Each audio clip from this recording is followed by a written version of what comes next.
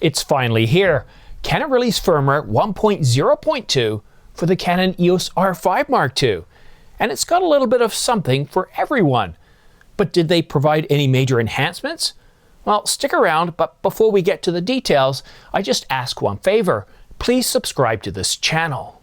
It doesn't cost you anything, helps this channel grow, and keeps you up to date on the latest camera coverage. I just applied firmware 1.0.2 to the Canon EOS R5 Mark II just a moment ago. No issues updating, but I haven't had a chance to really test it out yet. So I caution you a little bit, if this is your production camera, you might want to wait a few days to a week to see if anybody has any issues before applying the update. We have had issues in the past with 2 firmware updates from Canon that have caused some rather, well, how shall we say, challenging issues with the camera. But anyhow, there are 15 updates to this firmware, so let's go ahead and cover them off. And I gotta tell you, there are some interesting ones here.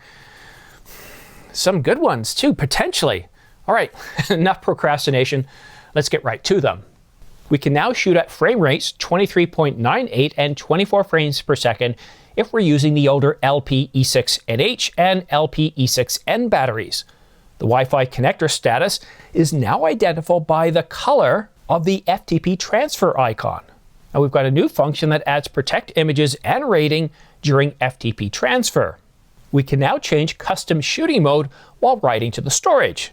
It's fixed an issue where the camera may become inoperable if a lens that doesn't communicate with a camera is attached when repeatedly shooting in HDMI output. And I know a few of you are going to be happy by that one. I got a few people saying, what's going on? I'm having trouble with the HDMI output. Well, this one's confirmed and apparently fixed.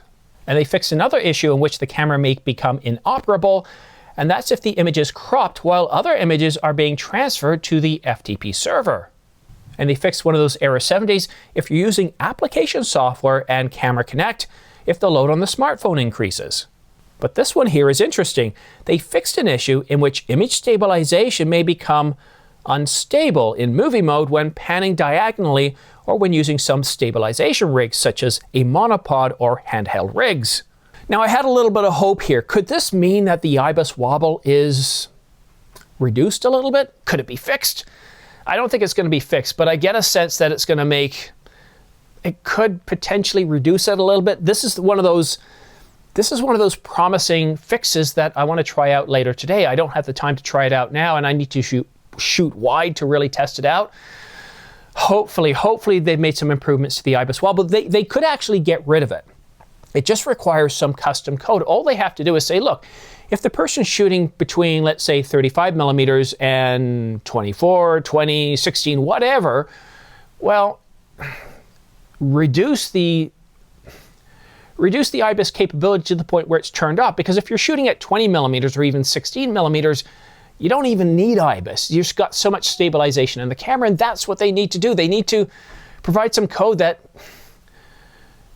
just significantly reduces that IBIS wobble because it's really annoying. I'd rather have a jerky camera at 20 millimeters than the IBIS wobble. It's far more earthquake-like. Anyhow, let's get back to the rest of the fixes and enhancements.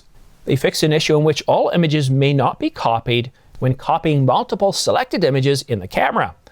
They fixed an issue in which another manufactured device, such as a strobe or remote camera trigger, may work during pre-continuous shooting.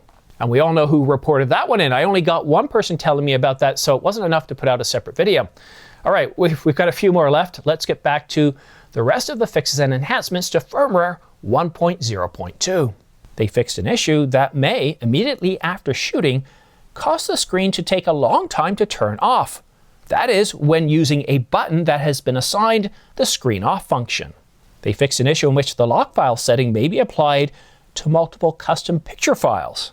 And this isn't the only issue that they had with, well, when we were programming and setting up our camera's custom modes, not having all settings take effect. This is one of those settings that was applied across all custom settings. I haven't had any issues with the custom profile setup since I set up the camera, and maybe that's why. So let me know if you're having any issues still with setting up custom profiles. And they fixed an issue in which the autofocus frame movement may not be smooth when several shooting information items are displayed and the multi-controller is operated. And they implemented a fix to include custom pictures when saving camera settings. And finally, they improved operational stability during network communications. So that's an awful lot of updates and fixes for what is amounts to just a minor update, a 1.0.2 from a 1.0.1. And this is, as I suspected, mostly a housekeeping fix. Sure, there are some enhancements, but these are all about general usability, improving the customer experience. It's not about adding any bold new enhanced capabilities. And I was talking to a few folks at Profusion, and I said, you know what? With this firmware update, I can't really think of any sort of new enhancement that I'm dying to see in the R5 Mark II. I'm pretty happy the way it is. I would like to see that IBIS wobble finally fixed, and that's something I'm going to rant about until it is, because it's a little bit sloppy. There is a way to add some code that could reduce the effects of it. I mean, they know if we're shooting at 35 millimeters or 20 or 16, and they could simply lessen the, what would be the right term? The strength of the input of the signal that's controlling IBIS, maybe reducing it a little bit until the point where we get down to maybe 20 or 16 millimeters and it's pretty much turned off.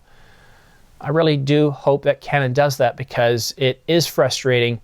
Or even to have an automatic setting that once we hit 35 millimeters, it turns it off automatically. I would like to see that setting. That would be a good compromise in my view. But what do you think? Let me know what you think about this firmware update in the comments section down below, if it's fixed issues that were bothering you. And for future firmware updates, because we all know that Canon likes to watch these videos to gain feedback and see what we're thinking, why don't you go ahead and let us know what you would like to see in terms of a future firmware update for the Canon EOS R5 Mark II. So I'm really excited by this. It was one of those where I checked all night. I was waking up, I checked, I saw nothing, and then all of a sudden, just before, what was it, about 6:15 or so, just enough time to quickly shoot this video, I found out the information. So do forgive me if the editing quality of this video isn't the greatest, because I'm just trying to get it done quickly to get it out to you, to let you know what's been fixed.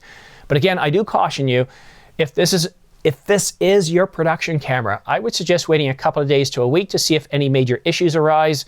And if they do, I'll certainly let you know. We have had issues in the past with the R6, with the R5, where they did have to pull a firmware update because of some issues. And it doesn't hurt to wait a few days. That's why I apply mine right away, so that way if I have any issues, I can let you know. I do own the camera after all. But that's it now. Oh, actually, one other thing. If you paid attention to Black Friday, or if you didn't, there's still a huge amount of incredible sales on right now left over from Black Friday. The R5 is still $1,500 less than the Mark II. We've got the Nikon Z8 at $500 off. There's tons of lenses, tons of cameras from Canon, Nikon, and Sony. And I also suggest taking a look at B&H and Adorama for the used items. We're seeing 600 millimeters, 800 millimeter primes, $4,000 to $6,000 off. Some really great deals. All I ask though, is if you could please use my affiliate links down below. These just take you directly to the site, but I have specific links to specific camera deals in the description down below. And by using those links, you're basically supporting this channel. You're literally helping to keep the lights on. But that's it for now. Thank you so much for tuning in. Have yourself a great day, and we'll see you again soon.